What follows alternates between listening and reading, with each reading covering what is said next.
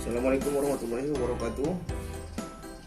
Di video kali ini kita akan membahas tentang masalah materi matematika keuangan, yaitu rumus bunga sederhana. Seperti soal yang udah kita lihat, yaitu hitunglah penghasilan bunga sederhana dari sejumlah uang 12 juta yang diinvestasikan pada bank yang memberikan bunga sederhana itu 15% per tahun selama 4 tahun. Jadi kalau kita jumpa seperti ini soal, nanti kita cukup buat dulu apa yang perlu diketahui dari soal. Yang pertama itu tadi yang di soal katanya ada 12 juta itu ya, itu artinya ada uang pokok ya. Nilai uang pokoknya berarti nilai P yang kita diketahuinya dulu ya. Nilai P nya tadi itu sebesar 12 juta. Oke, nilai pokok uangnya 12 juta. Kemudian ada dia dapat bunga sederhananya tadi 15% ya. 15%. Jadi itu suku bunga. Suku bunga bisa kita simbolkan R besar, R kecil sama saja ya. Maka kita buat R-nya 15%. Kemudian ada dia waktunya 4 tahun. Biasanya waktu itu berhubungan dengan T, biasanya simbolnya ya 4. Oke. Yang mau ditanya tadi, hitunglah penghasilan bunga sederhana. Jadi kita langsung aja ke penyelesaiannya. Kita itu gunakan rumus bunga sederhana, di mana I sama dengan P kali R kali T. Jadi rumusnya ini I kali P kali R kali T. Oke. Kemudian kita udah lihat, berarti yang akan kita cari itu nilai I-nya gitu ya. Nilai I-nya. Jadi kalau udah nilai I-nya langsung aja I sama dengan nilai P-nya itu dia 12 juta. 12 juta ya, 12 juta dikali 15%. Ya, 15% itu kalau kita apakan 15 dibagi 100 gitu ya. 15 bagi 100 berarti hasilnya 0,15. Dikalikan lagi terhadap si T-nya tadi 4 tahun waktunya ya. Maka I sama dengan, maka I-nya kalau kita kalikan ini nanti semuanya hasilnya itu 7 juta 200 rupiah ya. 7.200.000 rupiah. Jadi dia akan mendapatkan penghasilan bunga sederhananya dari 12 juta uang mukanya selama 4 tahun sebanyak 15%, itu 7.200.000. Jadi nanti kalau ada soalnya seperti ini, saya berharap kamu sudah bisa menyelesaikannya. Kita lanjut ke contoh yang nomor 2.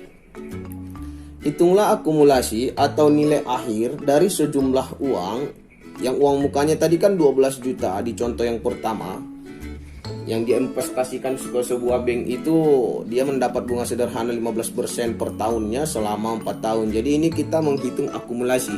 Bedakan dengan yang tadi hanya menghitung berapa pendapatan dia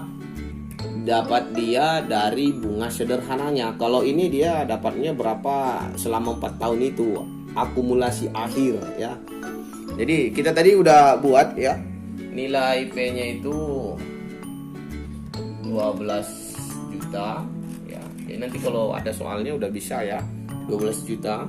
Kemudian tadi kita ada R-nya 15% ya. Kemudian ada dia T waktunya ya, T-nya 4. Kemudian kita udah dapati tadi I-nya sekitaran 7.200.000 gitu ya. 7.200.000. Jadi nanti kalau dia yang ditanya akumulasi, tinggal tambahkan aja P sama S, P sama I gitu ya, untuk mencari nilai S. S sama dengan P tambah I. Inilah untuk mencari akumulasi. Nah, akumulasi dia yang dia dapat selama 4 tahun, caranya nanti seperti ini. Atau nanti kita bisa buat rumusnya. Kalau mau dari awal, mana tahu ya ceritanya dari awal, bisa saja kita gunakan nanti S sama dengan itu P 1 tambah R kali T. Nah, yang ini juga bisa, nanti hasilnya sama. Oke. Jadi kalau dia pakai ini S sama dengan P ditambah I, maka nanti kalau kita buat S sama dengan P nya tadi 12 juta ya, 12 juta ditambah 7.200.000, maka hasilnya nanti 19.200.000. Ini hasilnya. Jadi kita tinggal nambahkan aja dia. Jadi untuk menyelesaikan soal yang seperti ini nanti kalau ditanya akumulasi, saya rasa kamu udah bisa. Kita akan lanjut nomor 3 ya, seperti soal yang udah kita lihat. Hamdani ingin mengetahui beberapa jumlah uang yang harus diinvestasi di bank ya pada saat ini. Apabila suku bunga simpanannya 15% bunga sederhana, agar pada akhir tahun kelima ia mendapat 20 juta ya. Jadi pertanyaannya di sini lebih ke berapa sih uang muka dia pertama gitu kira-kira ya. Berapa uang muka pertama yang dia hasilkan. Jadi langsung aja kita buat yang diketahui di situ kan lebih jelasnya keuntungannya S ya. S-nya itu di situ kita dapatkan dia 20 juta ya. 20 juta. Terus ada nilai bunganya 15%. Kemudian ada T-nya ya, waktunya di situ 5 tahun ya. 5 tahun. Kalau kita ini kan 15/100 nanti 0,15 nilai R-nya. Maka kita akan bisa menggunakan nanti rumus ya untuk menyelesaikan, untuk mencari nilai P ini berapa. Nanti gunakan aja rumus P sama dengan S ya, 1 tambah R kali T, ini negatif 1. Oke, negatif 1. Oke, maka nanti hasilnya jadi P sama dengan, oke, masukkan nilainya langsung 20 juta ya. 20 juta 1 tambah R nya tadi 0,15 ya, dikali T nya 5, ini negatif 1. Oke, negatif 1 ini tutup lagi. Udah. Jadi udah dapat nanti seperti ini, maka P sama dengan 20 juta. Ini nanti hasil akhirnya nanti 20 juta, nanti dikalikan ini semuanya ya. Nanti hasil ini langsung aja kita buat hasilnya ya. Hasilnya nanti menjadi 11.428.571,43. Nah, ini hasilnya nanti. Oke, ini hasil dari akhir dia. Jadi kalau nanti mau mencari nilai P awalnya, langkahnya seperti ini. Oke, ini hasilnya. Namun nanti pasti akan ada yang bertanya, ini kok bisa dapat dari segini gitu ya? Gimana caranya nanti?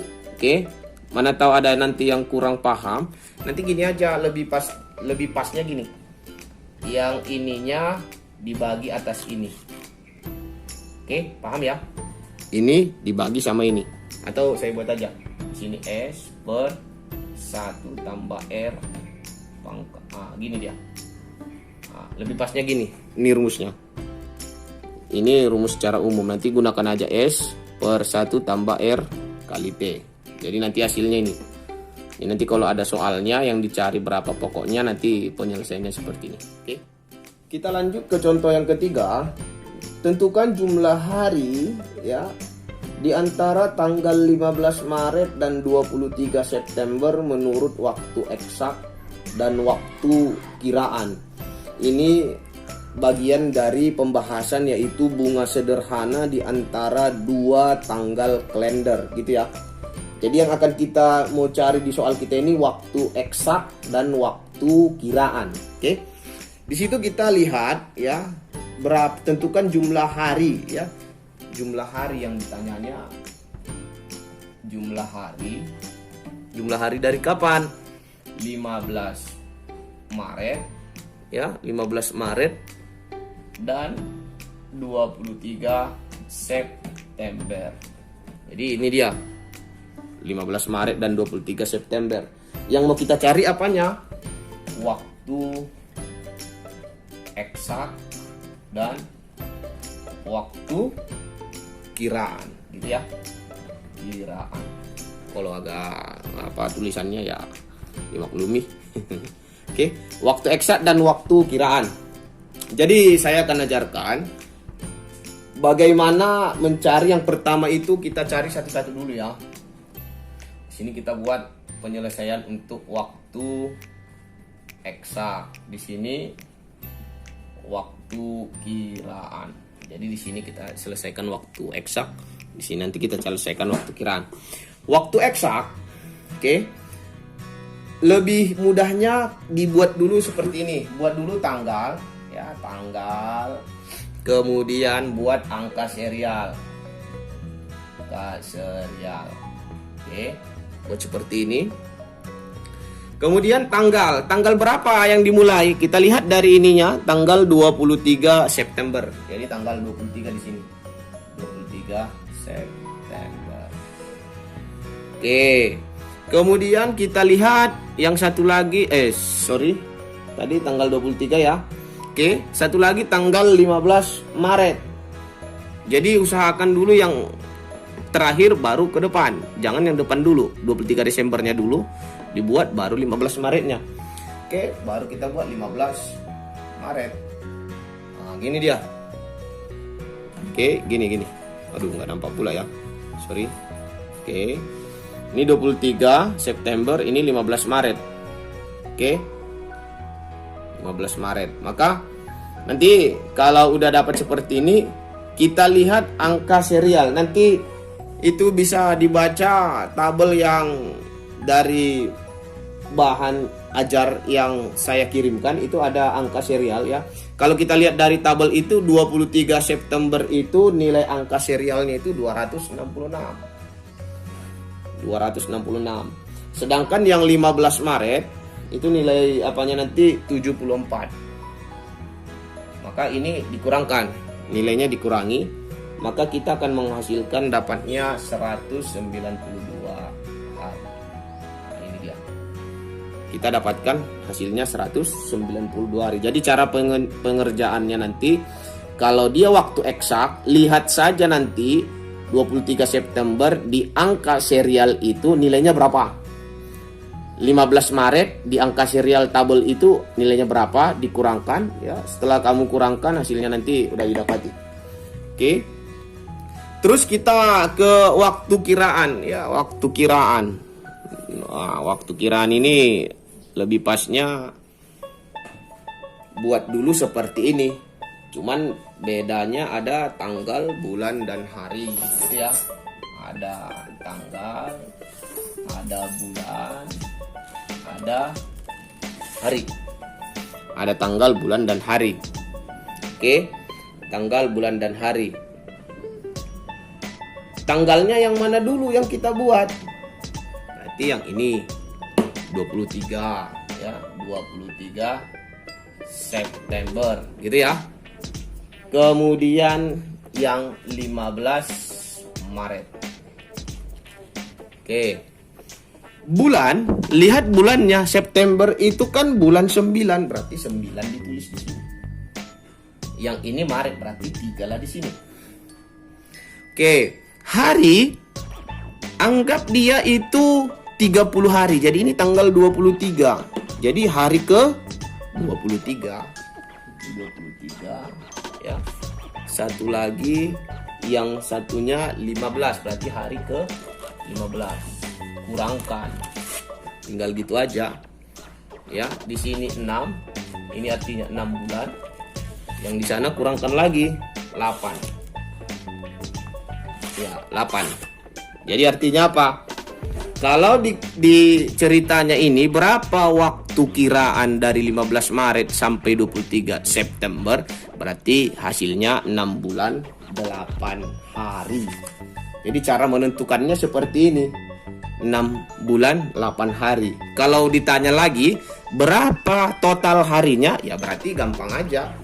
6 kali 30 tambah 8. Kenapa 30? Karena satu bulan kita anggap 30 hari semua. Oke, 6 kali 30 hasilnya 180 tambah 8 hasilnya 188 hari. Jadi hasilnya 188 hari. Oke. Jadi ini udah jelas. Ya, nanti kalau ada soal tentukan jumlah harinya, tentukan jumlah waktu eksak, waktu kiraan, cara mengerjakannya seperti ini ya. Oke, kita lihat contoh berikutnya, yaitu tentukan tanggal jatuh tempo dari pinjaman ya selama 16 bulan yang terhitung itu sejak tanggal 17 April ya. Terhitung dari tanggal 17 April. Jadi logika kita itu dimulai dari tanggal 17 April. Berarti kalau 16 bulan, kalau dari April ke April udah 12 ya. Nah ya, udah 12. Oke, udah 12. Kemudian tambah 4. Berarti letak dia nanti akan terletak di bulan Agustus karena 16 bulan gitu ya. 16 bulan. Jadi kita buat dia Agustus. Nah, gitu dulu dibuat. Agustus. Kemudian ini tanggal 17. Majukan satu hari jadi tanggal 18. Jadi dia 18 Agustus. Kemudian kita tulislah 17 Aprilnya. Aprilnya. Nah, di sini. Kalau kita ingin mencari jatuh temponya dengan waktu eksak. Jadi nanti cara penyelesaiannya seperti ini. Jadi Agustus ini tadi didapatkan dari mana? Hitung dulu dari 17 April. April ke April, April tahun ini dengan April yang tahun akan datang itu 12 bulan. Tambahkan 4 biar dia 16. Ya, 16 bulan, makanya dia di Agustus. Ini 17 tambahkan satu hari, makanya dia 18 Agustus. Ini dia, makanya muncul 18. Kalau 17 April kan ada di soal. Kemudian udah dapat seperti ini, kita buat langsung angka serialnya. Ini udah jelas tanggal sama bulan. Oke. Nanti 18 Agustus ini kamu lihat di tabel indeksnya itu ya, tabelnya itu serial numbernya, angka serialnya. Nanti dia akan bernilai 230. Oke, 230. Udah dapat itu kamu jumlahkan dengan total hari 1 tahun 365. Maka nanti hasilnya 595 totalnya. Ini total hari 1 tahun ya. Kalau yang ini nanti dilihat dari indeks tabel ya, tabel serial angka. 17 April kalau kita lihat nanti di tabel hasilnya 107. Langsung aja dikurangi. Udah dapat dikurangi nanti hasilnya jadinya 488 hari. Jadi cara pengerjaannya seperti ini.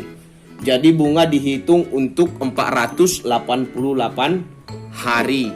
Jadi dia akan jatuh tempo bunganya itu terhitung 488 hari. Ini kesimpulannya kalau dia di waktu eksak. Kalau di waktu kiraan ya, tetap kita buat seperti ini. Ya, tetap seperti ini, cuman dibedakan nanti. Ini tadi 18 Agustus, yang satunya 17 April, gitu ya, 17 April. Ini langsung aja bulan tadi Agustus ya, 8. Oke, kalau di sini ditambahkan hari, kalau di sini tambahkan bulan. Satu tahun itu berapa bulan? 12. Makanya hasilnya nanti di sini 20. Gitu ya. 20. Ini bulan. Oke. Kemudian ini April, berarti bulannya April itu 4. Ya. Terus yang terakhir nanti hari. Seperti yang tadi, harinya ini hari 18, ini hari ke 17. Gitu ya. Baru dikurangi. Ini 20 kurang 4, itu hasilnya 16. 18 kurang 17, 1. Artinya apa? Maka jatuh temponya kalau kita menggunakan waktu kiraan 16 bulan 1 hari. Atau kalau ditanya nanti berapa sih jumlah hari semuanya, berarti 16 kali 30 tambah 1, berarti 480 tambah 1, makanya hasilnya 481 hari. Nah, gitu dia. Jadi cara pengerjaannya nanti seperti ini. Lihat aja, ini waktu eksak, itu waktu kiraan. Intinya cara pengerjaannya paham. Dan kalau waktu eksak saya ulangi, nanti dilihat tabel angka serial untuk memudahkan. Oke.